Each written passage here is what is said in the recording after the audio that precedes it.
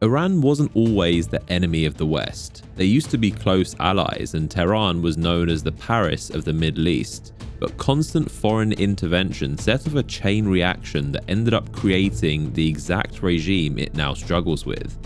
This is how the West turned Iran into its own biggest enemy.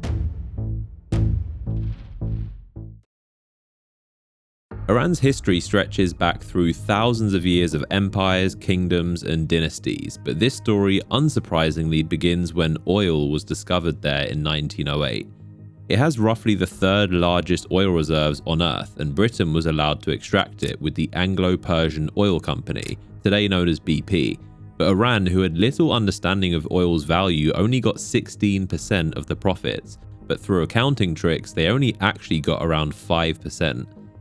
Reza Khan was the Shah, meaning king, since 1925 and was essentially a dictator with most of the power and a very weak parliament. He was the one who finally asked the rest of the world to start calling them Iran and not Persia, as internally they mostly called themselves Iran for thousands of years. Germany was very close with Iran and was their largest trading partner for decades. During World War II, the Shah refused to cut ties with Germany, who had just invaded the Soviet Union. The Allies feared this relationship, so Britain and the Soviet Union both invaded and occupied for the remainder of the war, to make sure Britain could keep supplying the Soviets through the Persian corridor and to cut off Germany's influence. They forced the Shah to abdicate and allowed his son to take the throne. The 21-year-old Mohammad Reza Pahlavi ruled while being influenced by the Allies. Under him, Iran became more of a constitutional monarchy like it was supposed to be, where the people elect a parliament, which then chooses a prime minister who has most of the power, while the Shah or king formally appoints him. Mohammad Mossadegh became Iran's prime minister in 1951 and immediately nationalized their oil industry, taking full control away from the British, who at the time was giving Iran around 20% of the profits, but now they'd be getting 100% of what had become one of the largest companies in the entire British Empire. Britain responded with a harsh embargo that essentially shut down Iran's oil industry and crippled their economy. Churchill and MI6 asked the US President Truman to stage a coup to remove the Prime Minister Mossadegh. Truman wasn't really interested in helping Britain with its colonial problems and thought Mossadegh would actually be a useful ally to stop the communist spread.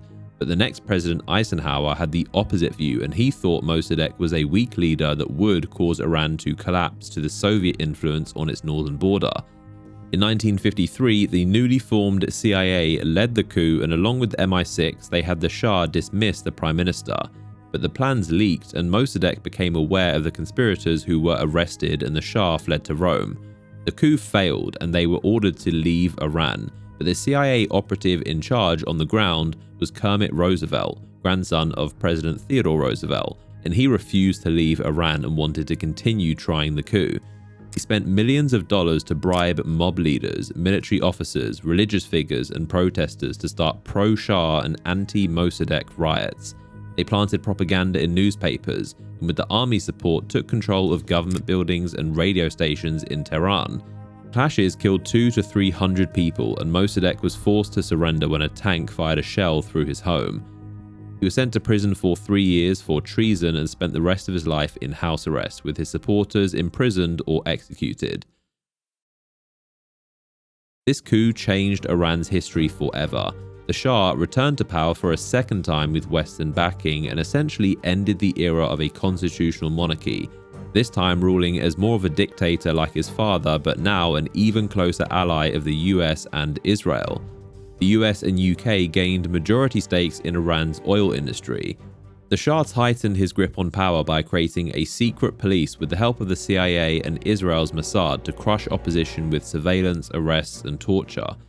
He retook control of the military and grew it into one of the most powerful in the Middle East. He even elevated himself to the title of King of Kings or Emperor, likening himself to ancient Persian rulers like Cyrus the Great, Darius, or Xerxes. While he was authoritarian, he was also celebrated for growing and modernizing the country, with what's called the White Revolution in the 60s. He redistributed land from the powerful Islamic clerics to poor farmers. He boosted education and healthcare. Women are granted the right to vote and hold office. He invested in infrastructure like dams, roads, railways, and irrigations, and the economy boomed. Iran became rapidly modernized and westernized, and the quality of life for the average citizen improved drastically.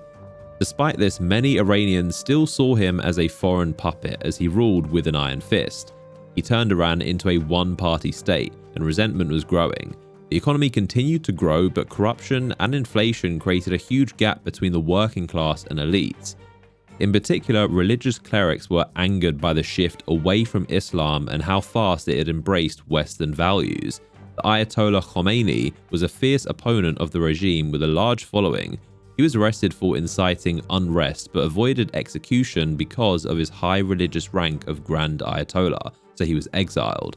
From Iraq, he spread the idea that Iran should be ruled by an Islamic cleric. The Shah was also opposed by students, communists, nationalists, and liberals, but they were crushed much easier, while religious groups were difficult to suppress without angering people, and a conservative Islamic opposition was spreading and growing fast. So the more the Shah cracked down on secular opposition, the more it left religious ones to grow even stronger and take the lead against him. In 1978, a fire in a theatre killed over 400 people. At the time, many blamed the Shah's secret police, and this sparked huge protests and unrest. Though it was later found the fire was started by a religious group, it was already too late as the Shah was losing his grip on power. The Shah imposed martial law and troops fired at demonstrators in Tehran. In Shia Islamic tradition, they hold 40 days of mourning for those killed. These mass funeral gatherings would turn into more protests, with more being killed, which had their own 40-day mourning periods, and then even larger protests with even more killing, creating what's called a cycle of martyrs and a never-ending unrest. Then came worker strikes, which spread to the oil industry, disrupting the regime's infrastructure. The army eventually declared neutrality and stood down, refusing to fire on demonstrators. By January 1979, the Shah fled Iran to seek treatment for his terminal cancer, but in reality he knew he was about to be overthrown. Khomeini returned from Paris to a huge public reception of millions. The public voted in a referendum overwhelmingly to become an Islamic republic led by religious clerics, and is one of the only theocracies in the world, with the other main ones being Afghanistan and Vatican City. The students, liberals, socialists, and nationalists helped the ayatollahs topple the oppressive Shah, only for the ayatollahs to be significantly more oppressive and instantly turn on those exact groups. In the first 4 years after the revolution, Khomeini executed thousands of Iranians, and then in 1988, over 20,000 are estimated to have been executed in just 5 months. Non-Islamic influence was purged from society. Thousands of teachers were dismissed, women's rights were changed, and strict dress codes were enforced. Many Iranians now regretted the regime they helped to bring in power. The IRGC, or Islamic Revolutionary Guard Corps, was established as a separate army to protect the regime from any other uprising or foreign coup like the ones that put them or the Shah in power. The IRGC is more than just a separate army. It also controls Iran's economy, the oil revenue, foreign policy, and Iranian day-to-day life more so than the government itself. Since the revolution, the US-Iranian relationship continuously deteriorated. 52 Americans were held hostage in the US embassy in Tehran for a year and 2 months, demanding the deposed Shah with terminal cancer, who is now in the US, be returned to face trial where he would almost certainly be executed. Though he died soon after in Egypt, and the hostages were eventually released in exchange for the US unfreezing Iranian assets. Iraq, led by Saddam Hussein, saw an opportunity to invade the new and unstable Iran, which led to 8 years of a brutal war where the US supported Iraq. But at the same time, despite being public enemies, the US also sold weapons to Iran, which is the famous Iran-Contra affair. In 1988, Iranian mines damaged a US warship, and the US Navy responded by destroying half of Iran's navy.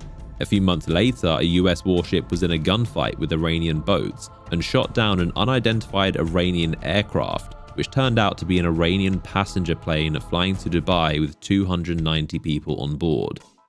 When the US invaded Iraq in 2003 and toppled Saddam Hussein, this removed Iran's biggest regional enemy, but also made it clear they could be next, and solidified their desire for the one thing that would ensure their protection: a nuclear weapon. The world saw how North Korea obtained nukes and became basically untouchable, so Iran would ramp up its secret nuclear weapons program. International inspectors confirmed they were enriching uranium well beyond what's needed for energy, while denying they were doing so and hiding underground facilities. Over the decades, they've been hit by acts of sabotage, cyber attacks, and recently direct military strikes on their nuclear sites from Israel and the US, while negotiations to stop their nuclear enrichment would consistently break down. Khamenei's chosen successor was Ayatollah Montesseri, who was actually significantly more progressive and would have been a very different leader. But just months before Khamenei died and he would have become the second supreme leader, he was dismissed for criticizing the regime's human rights abuses. Ali Khamenei was chosen as the second supreme leader in 1989, until he was assassinated by an Israeli missile strike on his compound in February 2026, as part of a joint operation with the US. His son Mojtaba was one of the only family members who survived the attack, while almost their entire family on all levels were taken out. Despite the fact his father Ali didn't want his son to succeed him because of nepotism, Mojtaba was chosen as the third supreme leader. He was previously described as unqualified and inexperienced, and especially lacking the religious clerical ranks, but also known to be more hardline than his father and being more involved with the IRGC than the religious groups. The US and Israel immediately declared him to be a target, and it was reported he was already severely injured in the initial strikes. But taking out supreme leaders does not mean the whole regime collapses. Unlike Syria, Libya, and Iraq, the Iranian system is designed specifically to operate just fine without a leader and for them to be easily replaced. The regime was created by an uprising where the army stood down, so since the beginning they've built the system to be immune to the exact method that created it. So even if there was a massive uprising and the army stood down, the IRGC would not, or it could even lead to a civil war. The IRGC is not to be underestimated. They're an elite separate army to the regular army who just protects the country, while the better funded IRGC are religiously dedicated to protecting the regime itself. They can only be defeated by a large boots on the ground invasion, which would be easy for them to defend on Iran's mountainous terrain, and also massively unpopular with the American public after the Afghanistan and Iraq invasions. Launching airstrikes from a distance is one thing, but while the IRGC exists, we've seen how ready they are to crush any civilian uprising. Even if somehow the IRGC were defeated and the US supported a new leader, history tells us that so far, Western interference in Iran's politics has been disastrous.